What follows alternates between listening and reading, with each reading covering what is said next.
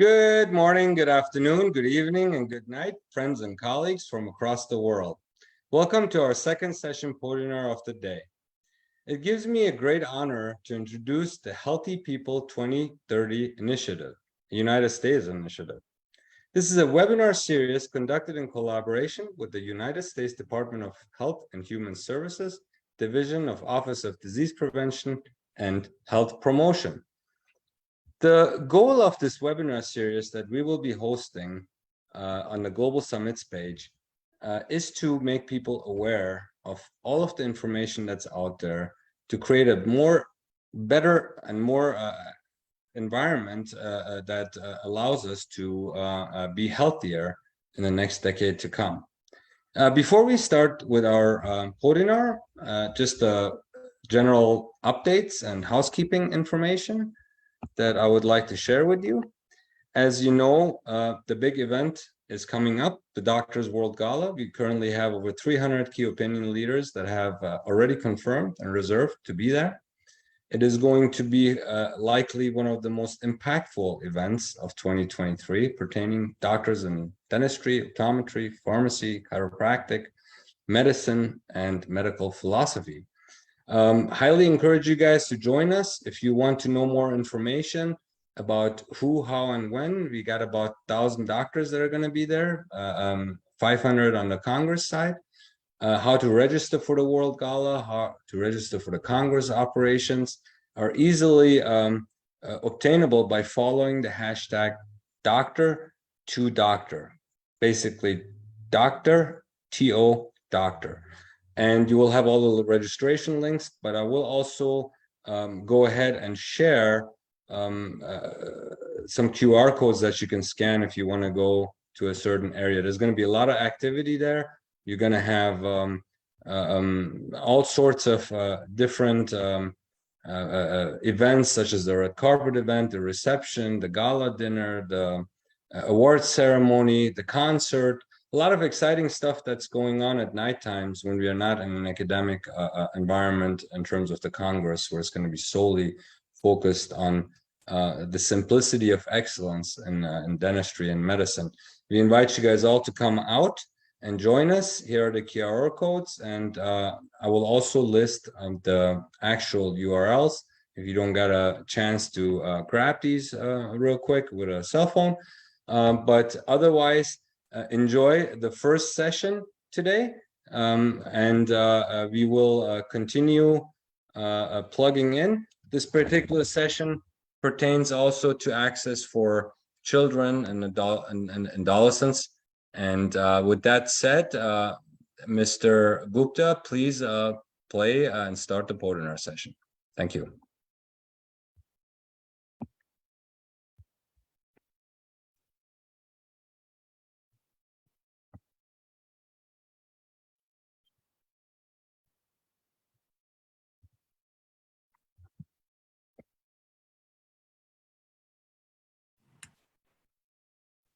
Okay, we're recording.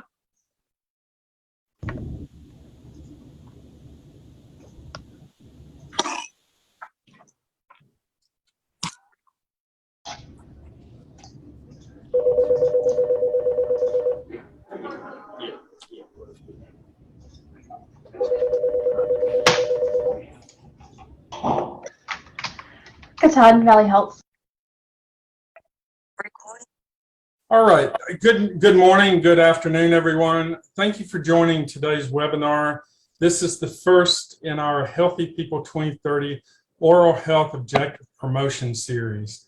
My name is Dr. Tim Ricks, and I currently serve as the Chief Dental Officer of the U.S. Public Health Service. And in fact, today is my last official day in that role.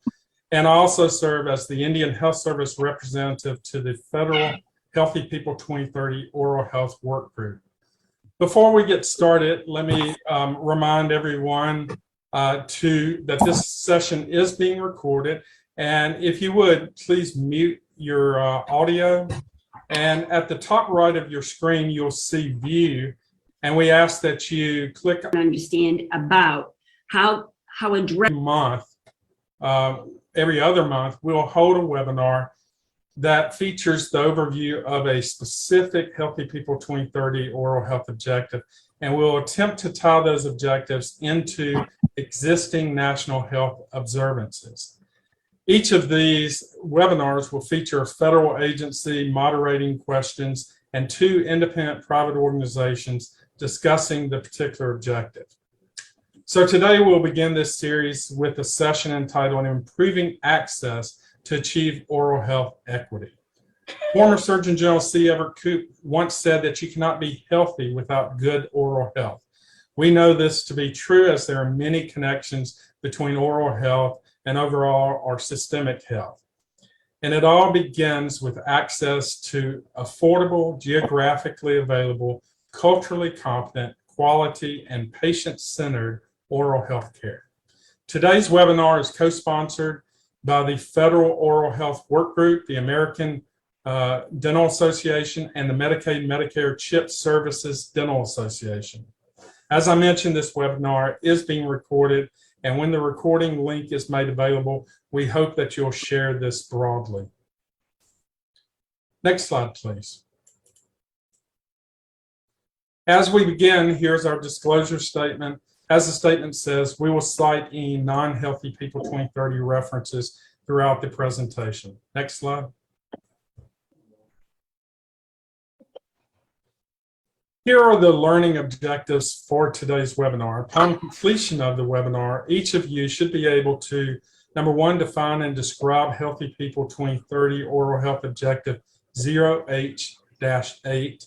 Number 2, describe the disparities that exist in access to oral health services based on geography, race, ethnicity,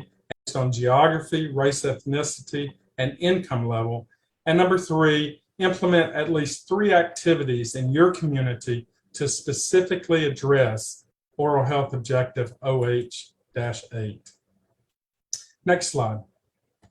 Here's a presentation overview of today. I'll start with giving an overview of the objective, and then I'll be followed by Dr. Jane Grover from the American Dental Association, who will talk about why access to dental care is important for all Americans.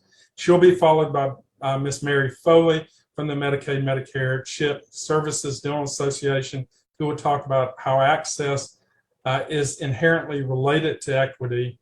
And then finally, we'll close out with Dr. Gina Thornton Evans, who is chair of the Federal Healthy People Oral Health Work Group, who will moderate a question and answer session and announce the next Healthy People webinar.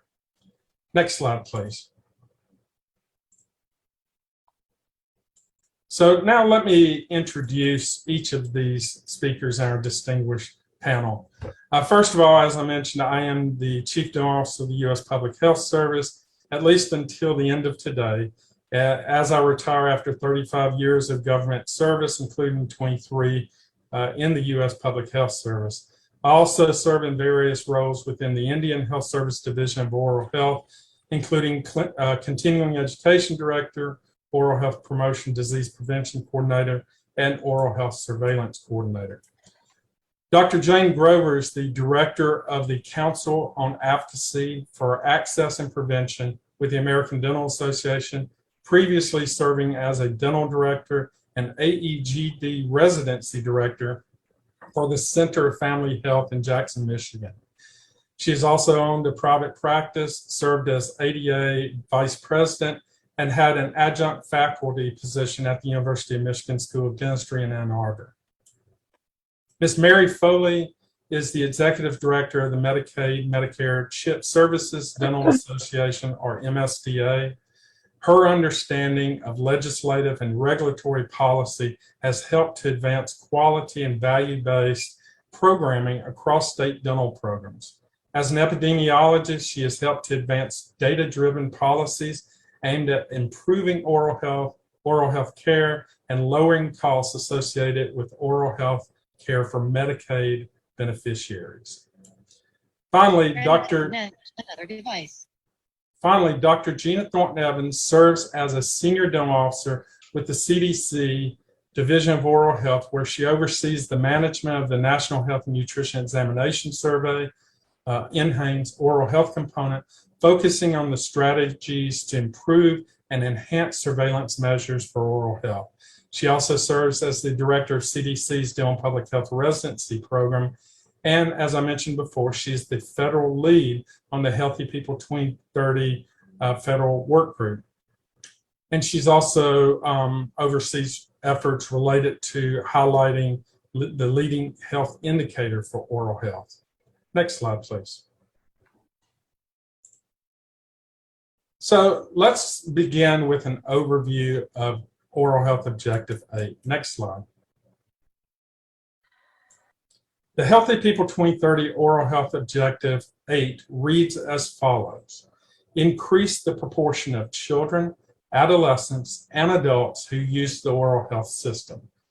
This objective is one of 23 leading health indicators for Healthy People 2030.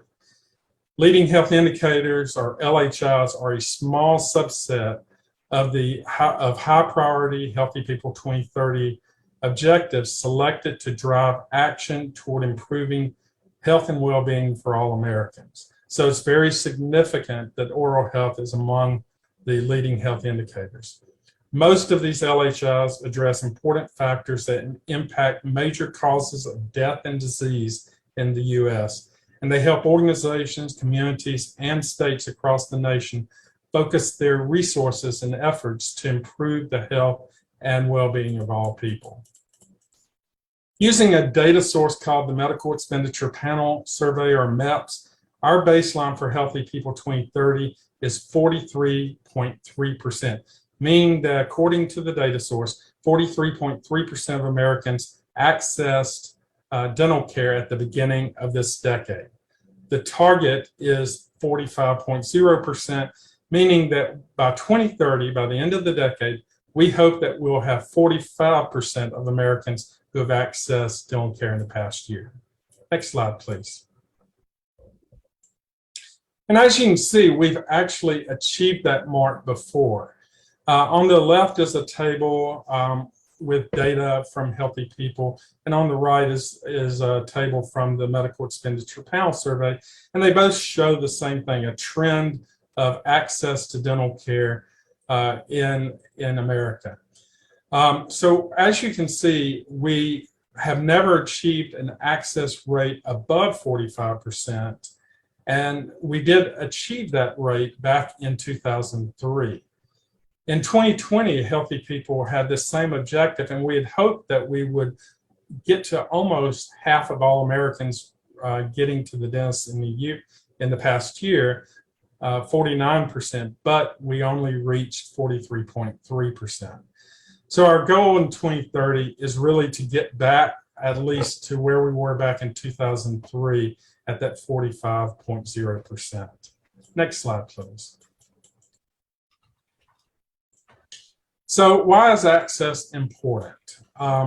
Access to care drives the inequities that we see in our country, a point which our subsequent speakers will drive home in more detail. This table is a summary of a report published by the Centers for Disease Control and Prevention in 2019 that shows disparities by race, ethnicity, and income level across the lifespan in a variety of dental conditions, including caries experience or prevalence, untreated decay, and total tooth loss.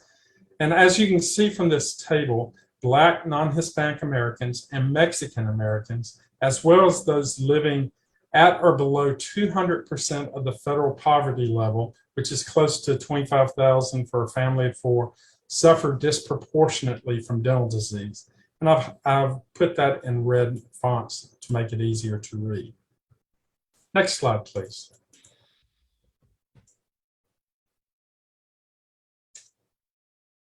There is a direct correlation between these disparities and access to affordable, geographically available, culturally competent, quality, and patient-centered oral health care.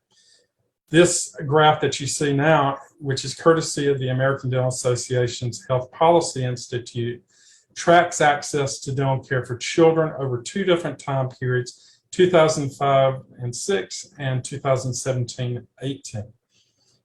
The burgundy color is U.S. white children. The teal color are U.S. Asian children. Green is U.S. Hispanic children, and the orange are U.S. non-Hispanic Black children.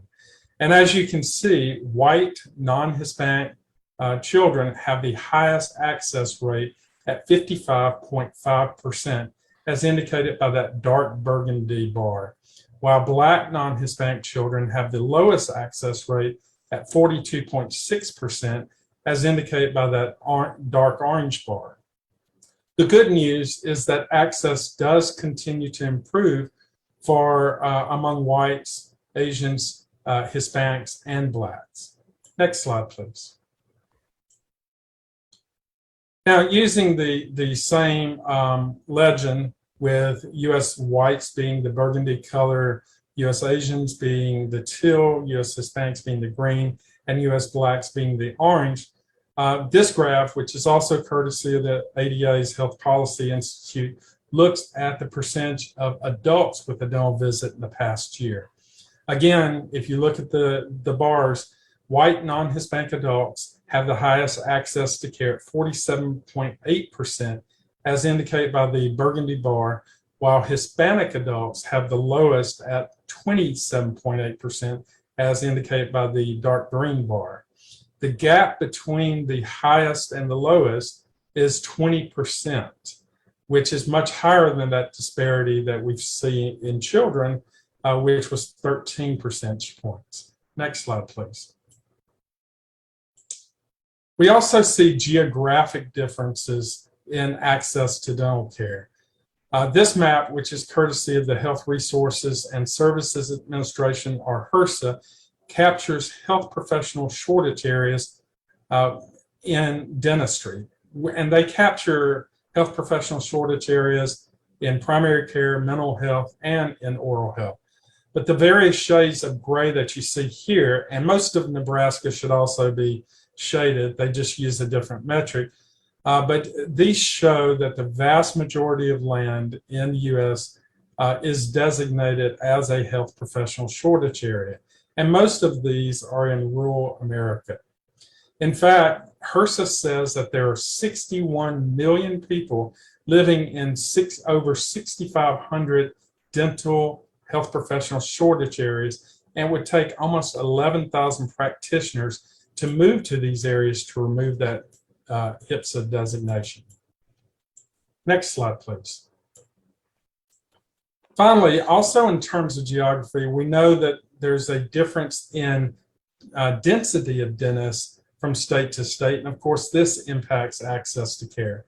The Northeast Corridor, led by New Jersey, has the largest number of dentists per 100,000 at 81.52, which is over 30% higher than the national average of 60.89 dentists per 100,000 people. The Southeast, which is led by Low in Arkansas at 40.93 dentists per 100,000, has the lowest density of dentists. Next slide, please. So at this time, I will turn it over to my esteemed colleague, Dr. Jane Grover, to continue with the webinar. Thank you. Thank you very much, Dr. Rick. Stop. Thank you very much. My name is Dr. Jane Grover. I'm the Senior Director of the Council on Advocacy for Access and Prevention for the American Dental Association. And thank you for joining us. My focus for this webinar is why access to care is important for all Americans. And there are multiple reasons for that. And you're more than aware that there are multiple reasons why access to care is important. This slide is special to me because the young lady, child that is at the far left side of this was a young lady that was brought up in a rural state and also was an enthusiastic patient of a dentist colleague of mine. She was a publicly insured child. And the next photo over shows this young lady ready to graduate from dental school and begin her pediatric dental residency program. So why is access to care important? Because it inspires others within a generation to step forward and make access to oral health care an important part of what they choose to do professionally. We've got two other photos on this opening slide, and those show the community dental health coordinators that are very actively helping connect patients to care. We'll talk a little bit more about that going on, because this is so important about increasing the proportion of children, adolescents, and adults who use the oral healthcare system. Next slide, please. So if we talk about access and we talk about barriers, and this is a particular focus of the American Dental Association, last year our House of Delegates passed a health equity resolution, which has become policy for the American Dental Association. And we have been working to improve access along multiple planes, but also addressing barriers to care, obstacles that prevent access. Some are extremely visible and some are less than visible. But the important part of this is addressing the barriers, which can be topics such as health literacy, but also that connectivity between patients and sites of care that are available but are underutilized.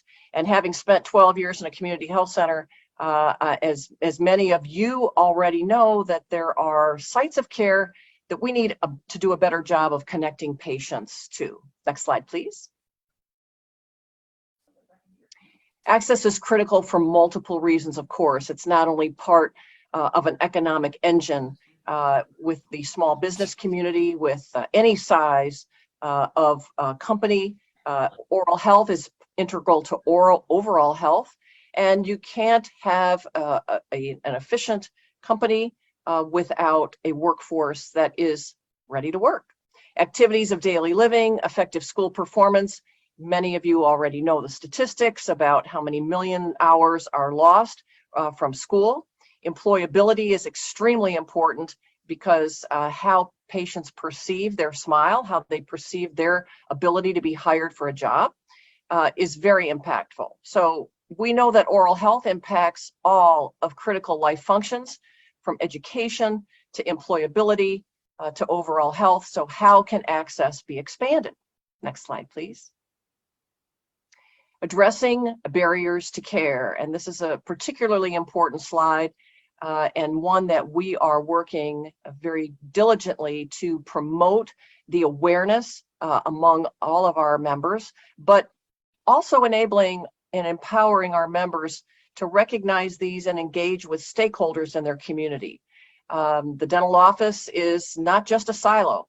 It can be a hub and a hub of connectivity. So it is only part of the equation of how to engage and promote and expand oral health access in a community by looking at the positive health behaviors, by looking at those upstream determinants, which have not been as widely promoted in the dental world as they have the medical world. Even here in the city of Chicago, navigators and case managers are integral to elementary schools. The opportunity with our community dental health coordinator program, which is a dental version of a community health worker, is extremely important, and we are seeing great success with that program, particularly in hospital and interdisciplinary settings. Next slide, please. So we'll talk a little bit more about addressing the barriers. Having insurance, having coverage doesn't necessarily mean that people have access, but there are certainly some very robust improvements that are going on, reforms that are going on within the insurance industry. There's also the tremendous expansion of oral health programs within the community health center setting, where I spent many years. And this weekend, in fact, most recently, I attended the Community Health Institute of the National Association of Community Health Centers.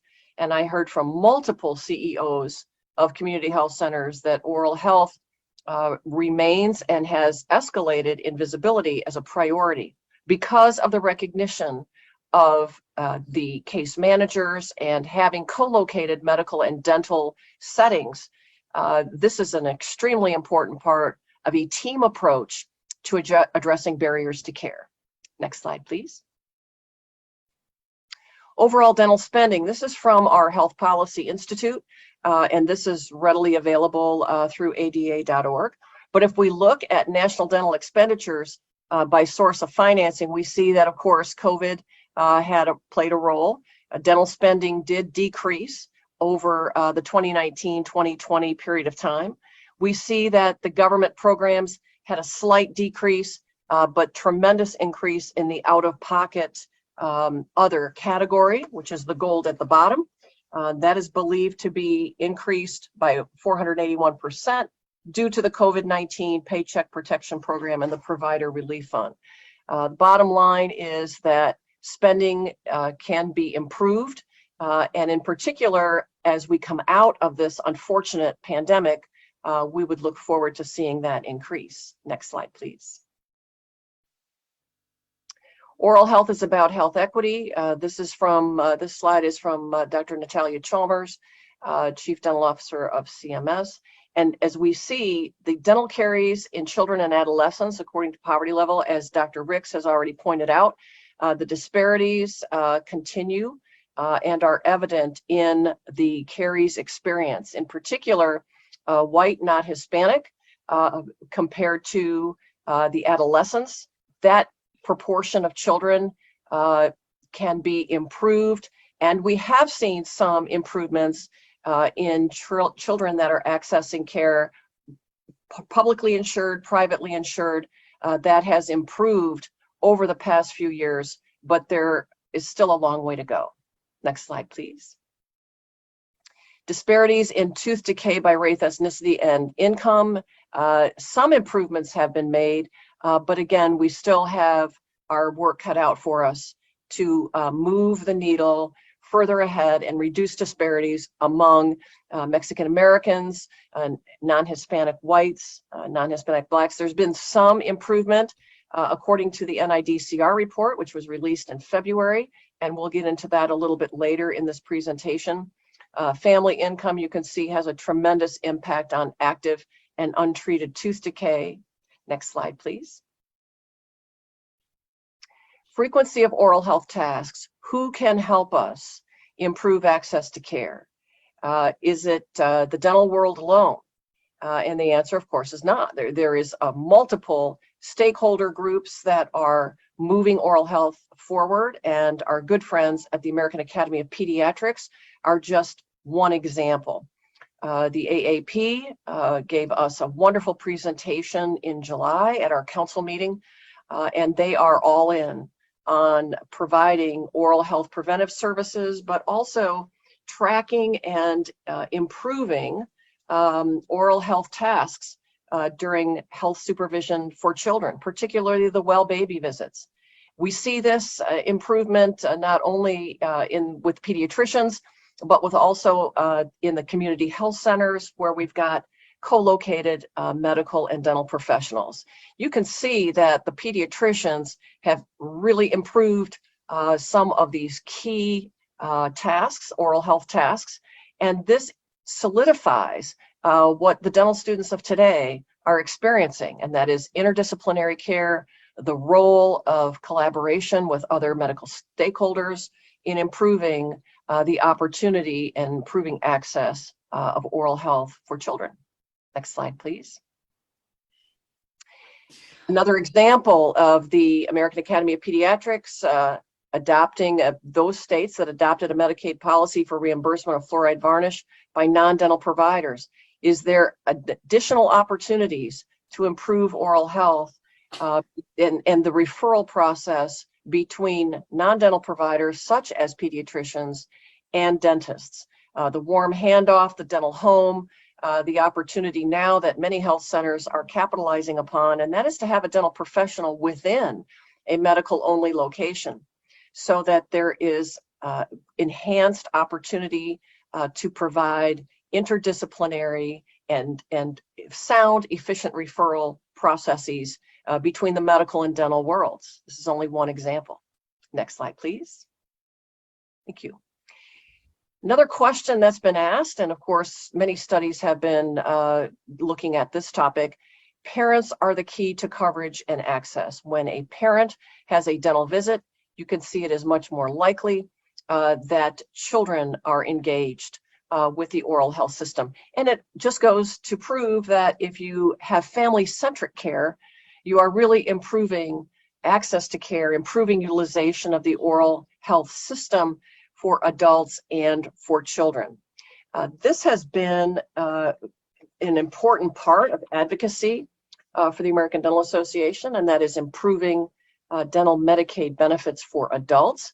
And we have seen some significant improvements and reforms in at least 15 states so far, and more on that topic yet to come.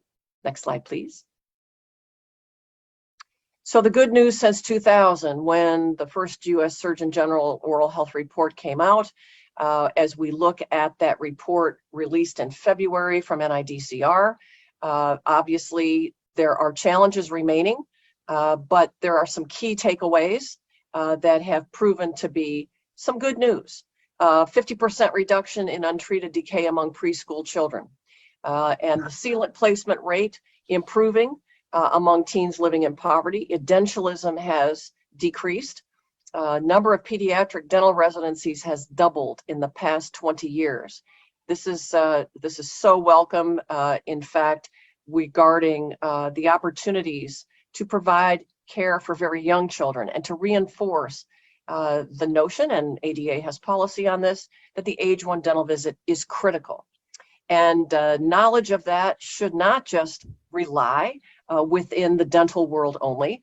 Everyone should know, everyone who touches a child's life, either educationally or in a stakeholder group, should be aware of that age 1 dental visit. And the recent expansion of adult dental Medicaid in several states is another key part of this. Interdisciplinary care has expanded. This tends to be a foundational piece now for dental students, and they are graduating expecting to have a conversation and an ongoing professional relationship with multiple stakeholders. Next slide, please. Again, continuing preventive service delivery outside of the dental office. Irina. A big trend has been, again, it isn't just what happens in the dental office, what happens in the dental operatory. The opportunity here is oral health services, preventive services. The recognition of the need of a dental home has gone outside of the dental operatory, and we are excited to see that continue to unfold. Oral health integration within primary care. Again, echoing what I heard as recently as this weekend from the National Association of Community Health Centers, very involved in moving this forward. Other good news, increased diversity of the oral health workforce. The dental students of today are certainly going to move forward with a strong sense of expanding access to care because they know firsthand that the social determinants of care are now suspected to influence care more than the care itself. And of course, we're all dealing with vaping and e-cigarette use. That's been an unfortunate trend in the last few years. Next slide, please. The dental workforce, the mix, male versus female, and various ethnic mixes. The dental workforce is changing. The dental workforce doesn't look like it did 10 or 15 years ago, and the opportunities here are immense because not only do these graduates more closely resemble the populations of interest, but they have a strong sense of social networking and a strong sense of social obligation for their professional calling. And this is another slide from our Health Policy Institute. Happy to send you that entire slide deck if you'd like. Next slide, please. Again, still a long way to go. Improvements are made, but with 70 accredited dental schools right now, with a total enrollment of over 26,000, we look forward to seeing what these dental students of today will do to move the landscape and to improve and embrace the Healthy People 2030 objectives. Next slide, please. Thank you so much. I'd like to introduce Mary Foley, our next speaker. Thank you, Mary. Thanks, Dr. Grover. I appreciate it very much. Can you folks see me?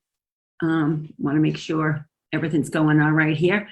We do have a little bit of technical difficulty. Just want to report that. So if you know someone that's having trouble getting in, you can have them try again. Anyway, thank you for being here. I appreciate it. And it's a pleasure to be working with my colleagues, my federal colleagues and national colleagues on this webinar today. So many of you may be familiar with the Crest toothpaste commercial that came out in the 1950s that set the standard, believe it or not, for preventive dental care. See your dentist twice a year. Any of you remember that? There was no science behind the statement, but it stuck. And for nearly 75 years, we in dentistry have followed this and have made it the gold standard. Seeing your dentist twice a year for preventive care. Now, for those of you that are clinicians and who've worked in practice, you know this really doesn't work. It doesn't work for everyone. So how could this be the gold standard? The truth is, there is no singular gold standard if we're going to have a conversation about equity. If we're going to address the oral health disparities that exist across America, we need to understand where they lie. We need to understand who is at the greatest risk and make the systems change to deliver patient-centered care, risk-based healthcare that ensures equitable access in healthcare and oral health care to all those that we want to care for. Now, this diagram, many of you have seen it before. It's the one size versus all versus the patient-centered care. That's how I choose to look at it. It's equality versus equity. For years and years, our system, our oral healthcare system, and healthcare in general, right, has been designed and developed and administered in a way that provides an equal, right, type of benefit for everyone that's enrolled in the benefit. But what we've come to understand better now is that not everybody fits into that perfect little package, and that we actually do need to pay attention to what these individual needs of patients are. And when we do, we can better address equity and better, end up with a more equitable healthcare system, equitable oral healthcare system, and equitable oral health. So how can people receive dental care that they need when the oral healthcare delivery system does not have the inherent capacity, as it stands right now, to identify need, monitor it, and address it? And I'm speaking about at the systems level. So many of you are clinicians, you may be saying, what's she talking about? I'm talking about at the program level, at the health plan level, at the commercial level, at the Medicaid level. So this is where we're at right now. If you look at the round circle in the center, it's really the traditional model of dental care or of healthcare. It's where the member manages his or her own healthcare. Now, out in the world, we have government insurances like Medicaid and Medicare, right? And we have employer-based health insurances, and both of which have benefits or have a plan and pay for those services. And the health plan manages or administers, or the state administers the benefit and pays for those services. In some cases, the member also pays, there's a copay, but if we talk about Medicaid, for at least for children, that copay doesn't exist. But what does happen is, in this traditional model, members have to engage their own PCP, primary care provider. They have to find their own OBGYN and go to their own services, find their own dentist, their own eye doctors, et cetera, right? And once they receive those services, the government or the employer pays for those services as they have been utilized. In this model, there is no vehicle for integration, for communication or coordination of healthcare among providers, because the arrows, as you see, goes from the member to the provider, with no arrows in between providers, right? But also in this model, there's a gap when it comes to measuring oral health status and oral health outcomes. And again, this is a gross depiction of what this model kind of looks like.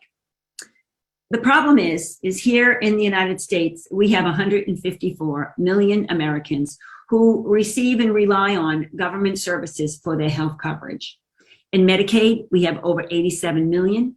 In Medicare, over 64 million. And in the marketplace, there's 14.5 million Americans that receive health coverage from the government marketplace. This is a lot of Americans. And of course, also, in the last 2 years, since February 2020, when the pandemic hit, through May of 2022, we've had this huge upsurge in Medicaid eligibility by 28%.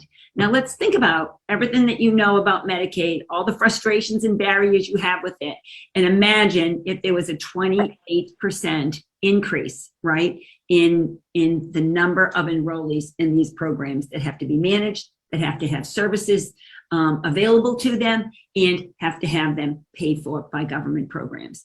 So clearly we have a changing dynamic that's going on here, and we have a system that isn't quite up to where it needs to be.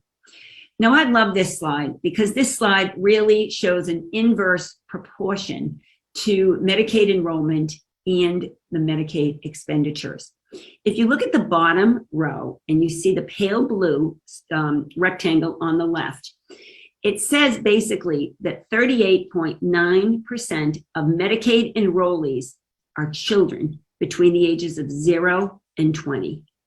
Yet, if you look just above it and you look at Medicaid expenditures, this 39% of enrollees only use 16.1% of all of the dollars in the Medicaid budget.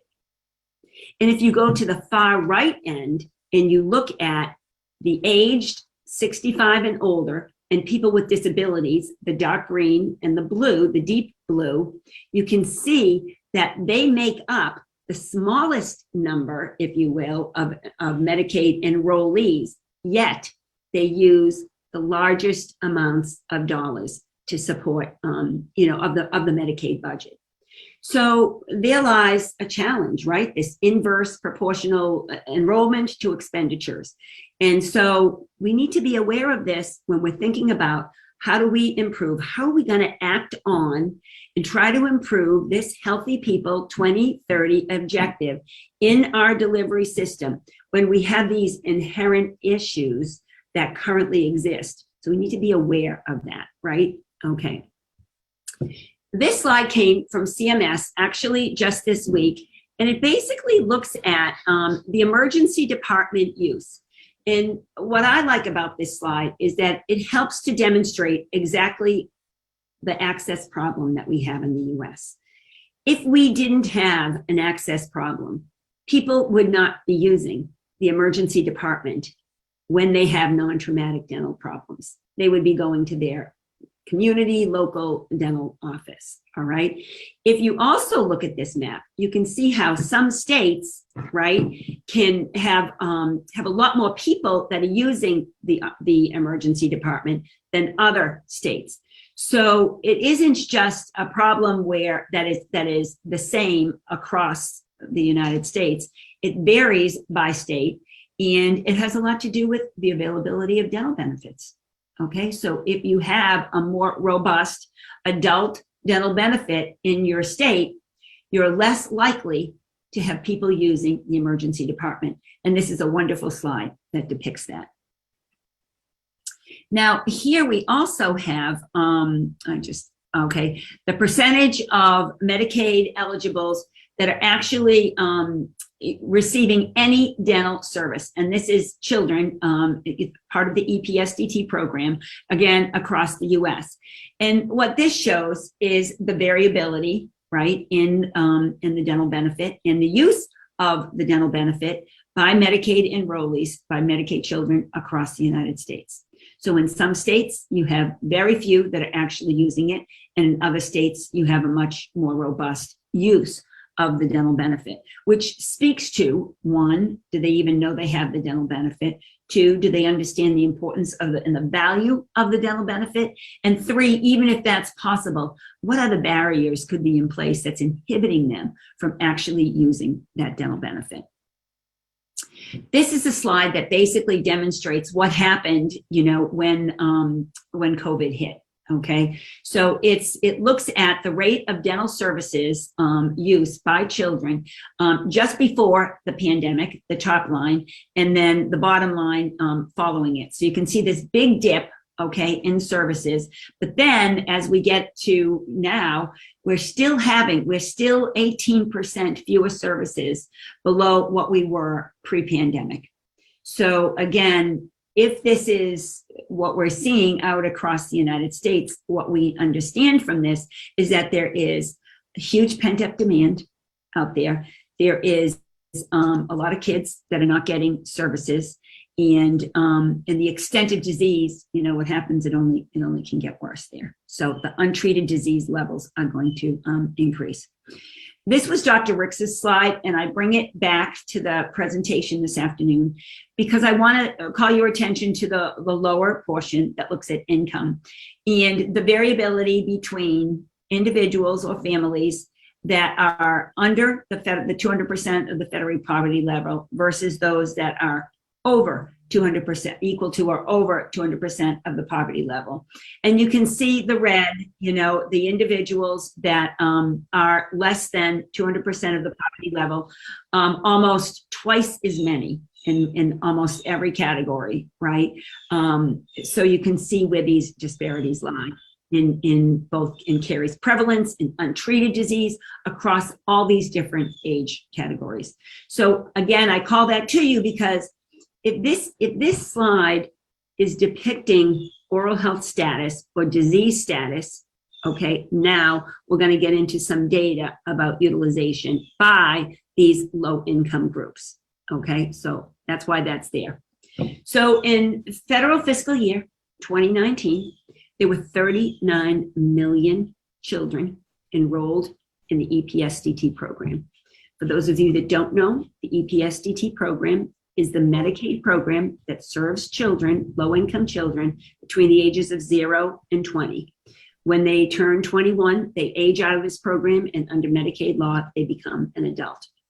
Under Medicaid law, the EPSDT program is, dental services are mandated, okay? So the availability of a dental benefit is there, albeit different, slightly different across the states, but it is required, it is an entitlement for children under this program. This slide just looks at the enrollment by age category. So you can see how many children under the age of 1, how many, almost 10 million children between the ages of 10 and 14. And if we go back to one of Dr. Ricks's slides, which I'm not going to go back to at this point, we saw that that the onset of dental caries and the prevalence of untreated dental disease among that youth group, that 10 to 14 and 15 to 18, is really, really high. So let's look at these, keep these denominators, these are the denominators, keep these in your mind, the 9.7 million, the 6.7 million, the 7.5, keep those in the back of your mind as we go to the next slide, okay? So among these, okay, this is any dental service. How many of them, or what percentage of them, actually had any dental care service during the same federal fiscal year, okay? And so basically what we see for any dental service, if we look at this 10 to 14 group, that 59% of them had any dental service. Now, this data metric does not tell us what kind of service it was. It's just, and they got into a dental office. And so it is an important metric because one would presume if they at least got into a dental office, then they could potentially be triaged to, begin to receive that routine dental care. And it could also be a preventive dental service. But again, this is just a very broad metric right here, all right? When we look at this and we consider, and this is the important part of this conversation, when we consider that 59% received that dental benefit, what we don't know by just looking at this data, what we don't know is who they are. We know that they're between the ages of 10 and 14, but we don't know anything else about them. Now, I can tell you that some state Medicaid programs have in the past collected race, ethnicity, and some other data, but it has never been used okay, to improve program administration, to improve use of services, if you will. So, so it's time now to take the same data that we've been looking at and to mine it a little bit more, to get a better understanding, not only of who the 59% are that use the benefit, but how about the other 41% that did not use the benefit? Who are they? Where are they? What are their barriers? This is where the delivery system and folks on this call can begin to think about this a little bit differently. Okay. So this slide is looking at any preventive service. So the other was any dental service. This is any preventive dental service. And clearly you can see this is a subset of the former slide. And I'm still going to just zero in on the 10 to 14 age group, just to kind of call your attention to what the whole slide really means. Among those millions of children between the ages of 10 and 14, 56% of them had at least one preventive dental service in the same year, federal fiscal year. Okay, so again, we want to think about who is that 56% that received that benefit, but who are the others that didn't, and how can we reach them? For dental sealant utilization, okay, so we know that 85% of dental disease occurs on the occlusal surface of molars, right, of permanent molars. And we also know that dental sealants are highly effective at preventing dental disease. So if we have dental sealants on permanent molars, if not primary molars, if we have it on permanent molars, at least on permanent molars, we know that we can really, really make a mark at preventing disease, from initially preventing it and certainly preventing it from advancing. When we look at the data from the Medicaid EPSDT program, we see that in federal fiscal year 2019, only 17% of children between the ages of 6 and 9 received any dental service, any dental sealant service, okay? And that older children between the ages of 10 and 14, for the 12-year molar, only 14% of those received a dental sealant, at least one dental sealant on a permanent molar tooth. So clearly we have our work to do, right? And again, who are the 14% that got it? Who are the 17% of 6 to 9-year-olds who received a dental sealant? Where are they? Where are they located? But the better question is, who are they? Why were they able to get it? And who are the others, right? The others that didn't get it. And those are the important questions we absolutely need to start asking. This looks at dental treatment. Now, again, going back to Dr. Rix's slide, we looked at untreated dental disease, right? They were pretty high among that 10 to 14 age group. And we see here that only 28% of Medicaid beneficiaries between the ages of 10 and 14 actually received at least one dental treatment service during that federal fiscal year. And this was, I should call this to your attention again now, this was before COVID, right? This was before COVID. So that's why these numbers really are important. We can't look at this and say, well, you know, COVID was going on. This was prior to COVID, okay? And then just a couple more slides here to talk about. Again, this just looks at Medicaid enrollment to dental providers. So if we're talking about equity and we're talking about accessing care and the relationship between receiving dental care, accessing dental care, achieving oral health, achieving an equitable state among Americans, among children, among Medicaid beneficiaries, I want to call to your attention that just because a Medicaid beneficiary or a Medicaid enrollee is low income and in the Medicaid program, that does not necessarily make them high risk, okay? And so again, all the more reason to be mining that data and determining, you know, who are the people getting care and who are the people in this group that are not getting care. But if we look at the relationship between enrollees or beneficiaries to the number of dentists in the country that participate in the Medicaid program, you can see it's a lot. It's pretty high. And one dentist would have a hard time seeing, 945 Medicaid beneficiaries if they were all spread out across the network.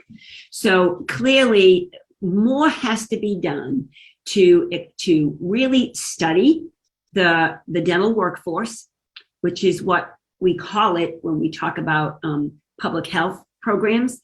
If we are looking at this from the delivery system, we call it the dental network. So they're both the same providers that are out there providing, but if we're talking about the workforce or the network, depending upon where we sit, we use different language. For me, I'm in the Medicaid world at this point, and so I look at how can the Medicaid programs or their vendors, the managed care organizations, okay, how can we do more to incentivize more of the dentists in this country to participate in the Medicaid program so that we can make a mark on this particular metric here. So we've looked at a lot of data, and we've looked at it the same way for many, many, many years. And you know the saying, if you keep doing things the same old way, you're going to get the same old results. So we're going to really take a deeper dive. And the way to do that is to really look at, the data, but to dive into it and conduct a gap analysis. If we think about this particular Healthy People 2030 Oral Health Objective, 08, and we look at access, where do we want to be? There's a specific target, 45%, I think it said, right? So how are we going to get there? Where are we today? And how are we going to get there? We really need to lay out that plan, and we need to monitor that data. And then we need to, as I said, mine that data a little bit more carefully. So my recommendation is that we really do that the delivery systems, because the public health systems are already looking at prevalence of disease and prevalence, right? Dr. Ricks showed beautiful slides on prevalence. The dental delivery systems don't use that data. I hate to say it, but they don't. And so the delivery systems need to use every one of those metrics that we were just looking at for the country. They need to use those same measures and those same metrics by plan level, by state level, by Medicaid program level, so that we have a better handle, and so that dental program administrators have a better handle of what is the oral health status of the Medicaid members that are enrolled in that state or in that plan. We need to start using dental diagnostic codes and align more closely with our medical colleagues. If medicine can actually use, and it doesn't have to be ICD-10, I'm just going to use that as an example, but the diagnostic coding that we are not using, that we should be using, needs to be able to be understood by medicine, and the codes that medicine is using needs to be understood by dental. And this needs to take place at a systems level. So Dr. Grover talked about all this wonderful stuff that's happening in dental education at the clinical level. If we want to see this operationalized and really, and really the vision that we have for integration to be realized, it has to happen at the systems level. It has to happen through the coding processes that we have in place. We just need to up the ante on that and start using those codings. We need to document in dentistry medical necessity using those codes. We need to be able to do that. And most importantly, it isn't enough just to have these codes and have these numbers. What do they mean? We need to be able to measure them and apply what we've come to understand about the health outcomes. So that is something that we need to do at one level. But then when we're looking at who's actually using services, remember when we were looking at those slides of who's the 59% that got in and used those preventive services, but then who's the other 41% that didn't? We need to be tracking that very, very carefully and seeing, who's using, who isn't. And then we need to be measuring, even more importantly, their health outcomes following the use of those services. Okay, but in order to do that in an equitable manner, we need to mine the data. Now, we've seen today that the data has been mined at a national level, but we need to do it at the plan level, at the state level, and each of the states need to start being able to do that. And so these measures down here are additional measures that can actually be used, okay, by the state Medicaid programs, by their managed care organizations, or by any other plan, so that we really have a better handle on the oral health status through the delivery system, Now, that isn't enough either. So we've been talking for 20 years about the social determinants of health. And unfortunately, we in dentistry have had a real challenge with trying to figure out how to operationalize. What do we do with these social determinants of health? What are we supposed to do with them, right? It's been a real challenge for us, and people are figuring it out. What I'd like to present today is that the health plans, the state Medicaid programs, the delivery system, if we want to truly envision and really realize, true oral health equity, then we have to pay attention to those social risk factors, right? We have to. And how can we pay attention? How can we know what Johnny Smith's social ills are if we don't ask? Okay, so we have to actually go out and ask our members, our Medicaid members, when they sign up, when they become eligible and sign on. That should be one of the first questions that goes out, questionnaires that goes out is, what are your oral health issues? What are your medical issues? But also, what social issues do you have? What barriers do you experience? Is it childcare? Is it food assistance? Okay. Is there housing insecurities? Do you have trouble with transportation? We are not suggesting that dental offices address these themselves. We are suggesting in this conversation that at the health plan, at the system level, that information is collected from the members, okay? And that through a coordinated effort, those items are actually addressed, and that those individuals are then subsequently linked to social service agencies. Now, here's where I envision the most beautiful way in which Medicaid agencies of today, of 2022, and public health agencies, including oral health programs of 2022, can really move closer together and work closer together. And that is that the oral health programs fall under the umbrella in most states of the public health programs, right? Where a lot of these social service programs lie, and or funding or connections to them are they're all there. The delivery system, the Medicaid program, sits way over here, right? And traditionally has done nothing with those programs, nothing really. Okay, so now if you have a Medicaid program that's contracting with a managed care organization that is surveying members when they first enroll in the program and identify that food insecurities exist, or housing insecurities exist, or transportation barriers exist, then that health plan can subsequently deliver, and link to those social service agencies. And I'm panicking all of a sudden because I see my battery's going and I don't know what happened there. So sorry about that. If you saw my face get crazy there for a second.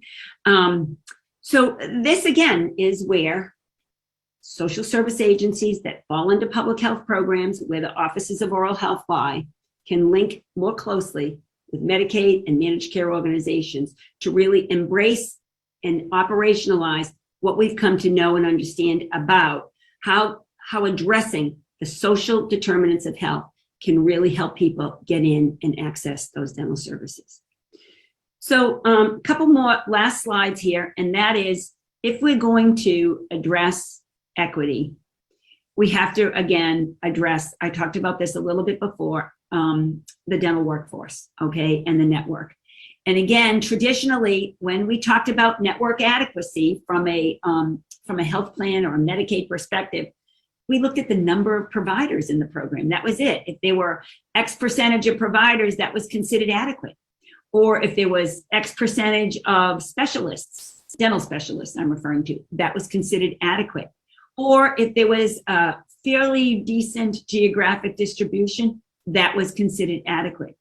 Now, we propose the dental workforce needs to be representative. And Dr. Grover showed some beautiful slides of how that data, how that the dental workforce is changing and the demographics are changing. I'd love to see those same exact metrics that Dr. Grover presented on the national basis used by every Medicaid, managed care, and dental plan program in the country. And so that to really know what your population looks like, okay, by collecting that race, ethnicity, gender information from the population, and then mirroring that, okay, in your dental workforce, in your dental network. And you can't mirror it if you don't know what it is. So that's really, really critical. So if we want to ensure equity and we want to ensure an equitable workforce, an equitable provider network, and an equitable access to care, we have to attack this from both sides. And then just these last couple of slides, this is the new model. This is what it would look like. It's either the health plan, either Medicaid or Medicare, or the health plan actually manages the benefit, right? They work with employers to design the benefit. If it's a government program, a Medicaid program, the benefits are developed internal. They're managed with managed care organizations, if you will. But the health plan also embraces a case management type of service, okay, which then connects dental providers and PCPs and other medical providers to the patient. So the patient isn't left there, all out there, all on their own, trying to figure it out for themselves. They're actually able to work and coordinate care, okay? And through those case management services, that health plan, that Medicaid, that MCO, okay, again, is connected to the social services, and again, back to the patient, so that those services are actually received. In order to do all of this, at the end of the day, right, we need money. We need good financing. We need to be able to ensure that the financing is sufficient to be able to do that. Right now, you saw in one of the earliest slides that the increase in Medicaid enrollment is up by 28% in just the last 2 years.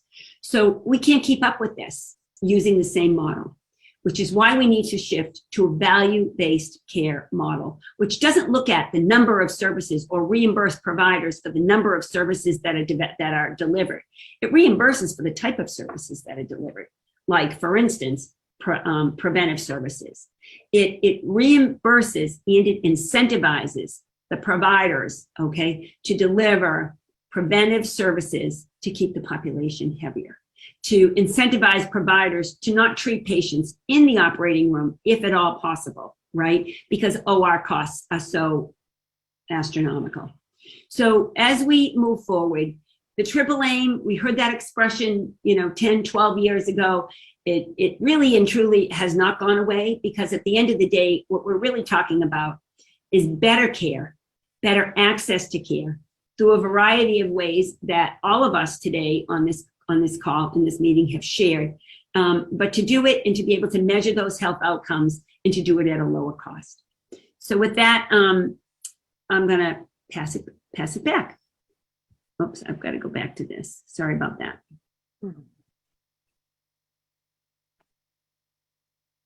So Dr. Thornton-Evans? Yes, thank you so much, Ms. Foley, for a very comprehensive presentation, and really to all of the presenters today, including Rear Admiral Ricks, as well as Dr. Grover. We really appreciate the fact that you all work so hard to really show us how we can improve that access to achieve oral health equity, which is one of the overarching goals for Healthy People 2030. Before we get into a quick Q&A, I would be remiss if I did not acknowledge, with this being the 5th iteration of Healthy People, some really true leaders that are still actively working in the area of oral health. Dr. Alice Horowitz, who was the lead from NIDCR and has done a great deal of work, not only in federal government, but also in the academic setting, and definitely wanted to acknowledge her as really a pioneer in the initiative with respect to oral health as a Healthy People topic area. And then also Dr. Stuart Lockwood, who was my mentor at CDC when I first joined government. And he too was the lead from CDC. And it's a little ironic to be stepping into his shoes with respect to serving as a lead from CDC. And then also Dr. Candace Jones, who was a representative for Healthy People and its beginnings, as well as Dr. Patrick Blayhut. Later on from IHS, Dr. Chris Halliday helped to promote the monitoring of the Healthy People objectives, and Captain Renee Joskow, who's served as the HRSA representative and now just recently replaced with Dr. Adam Barefoot. Next slide, please. And we talked about today about the increase of the proportion of children and adolescents as well as adults who use the oral health care system. And I know all of the presenters did a great job teasing out those aspects that are important for us to achieve health equity. And so these are just some of the strategies that in terms of moving forward to success. But before I read those, just wanted to let everyone know, as Rear Admiral Ricks mentioned, one of the primary reasons for having this webinar were really to kind of fulfill the overarching goal of Healthy People, which is to engage leadership, key constituents, and the public health across multiple sections to take action and design policies that improve the health and well-being of all. So this is a critical overarching goal of the Healthy People initiative. And so we need to figure out how, and we really rely on all of you in the field to really help us to look at how we can improve access to care, especially to minority populations, those in rural America, using an integrated model approach, which both Dr. Grover and Ms. Foley spoke about, to also promote oral health delivery models that have been shown to improve access to care, and to work collaboratively to improve oral health literacy. Next slide, please.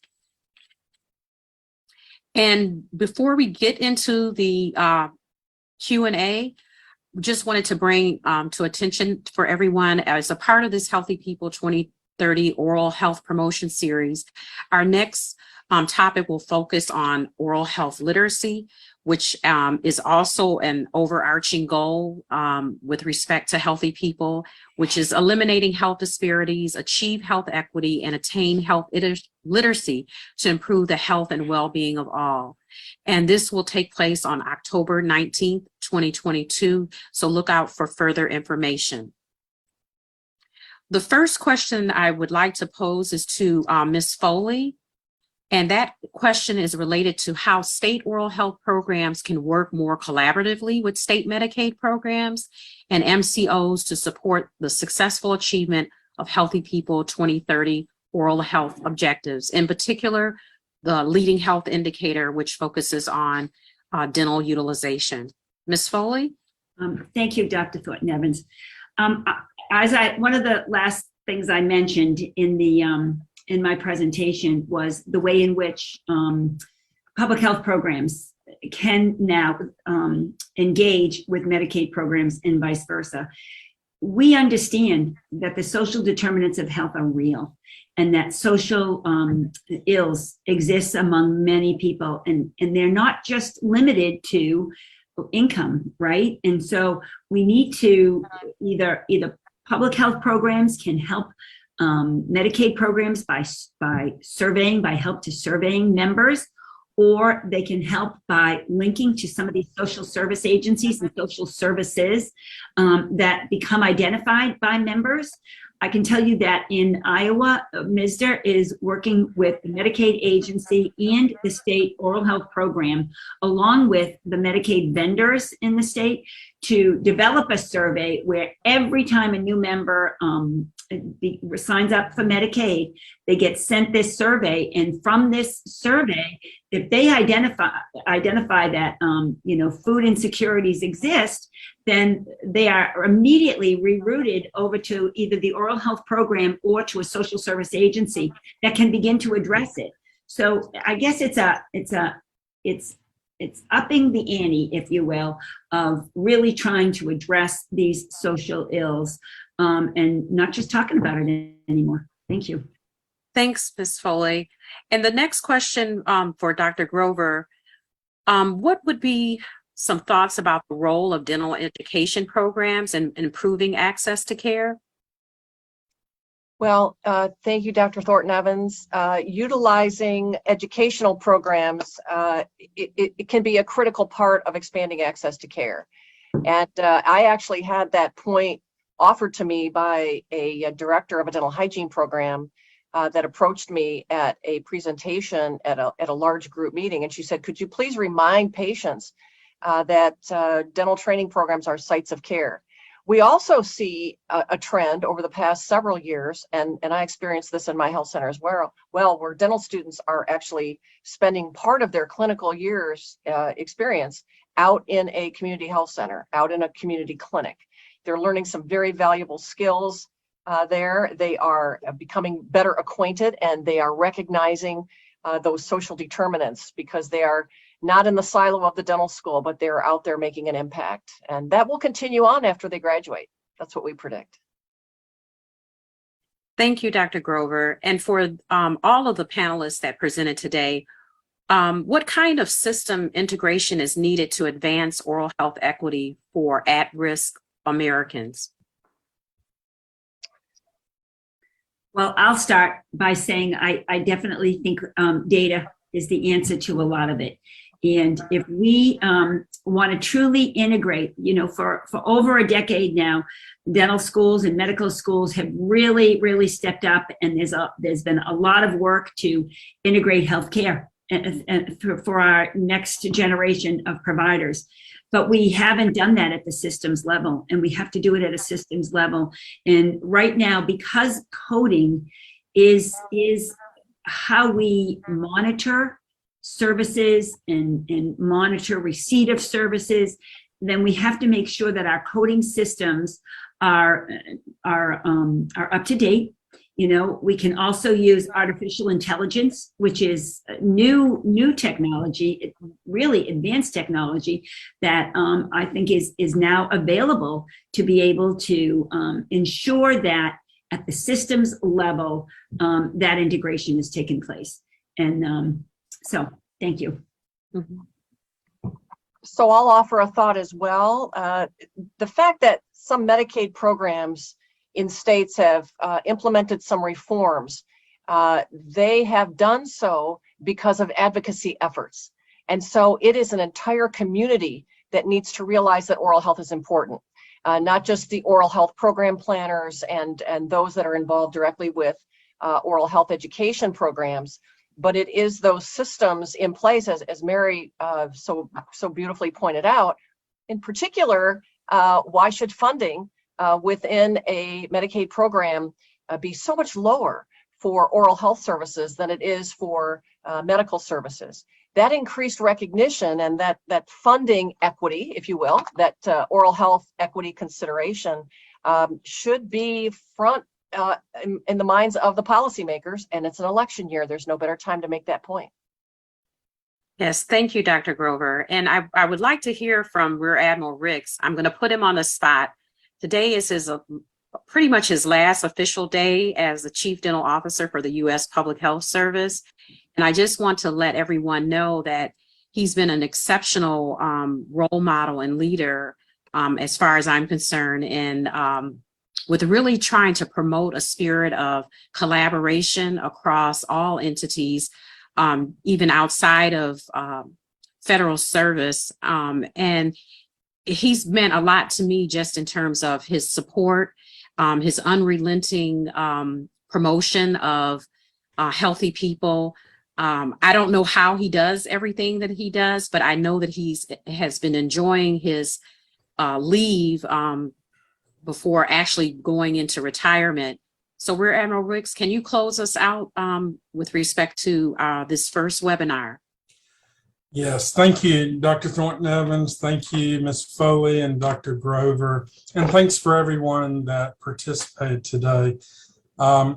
You know, first of all, let me thank Dr. Thornton Evans. She thanked all these people that have led healthy people for the past couple of decades. And Dr. Thornton Evans, at least for Healthy People 2020 and 2030, has been at times the torchbearer for healthy people from an oral health perspective. So thank you for your continued leadership and guidance on healthy people. And of course, thanks to the ADA and MSDA and all the other organizations that have agreed so far to participate in sponsoring future webinars. Healthy people, when we started talking, Dr. Thornton Evans and I, about this series, we said, how can we make it real? Because it's just a set of national objectives, and to the everyday oral health provider, you know, you don't really pay attention to these national measures all that much. How can we make it practical for you? And that's why we have teamed up with different organizations.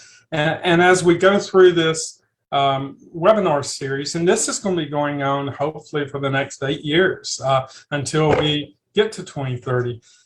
We're going to find examples around the country from community health centers, from private practitioners, from national programs as well, on how they have the best practices that they have developed to specifically address those 11 oral health measures.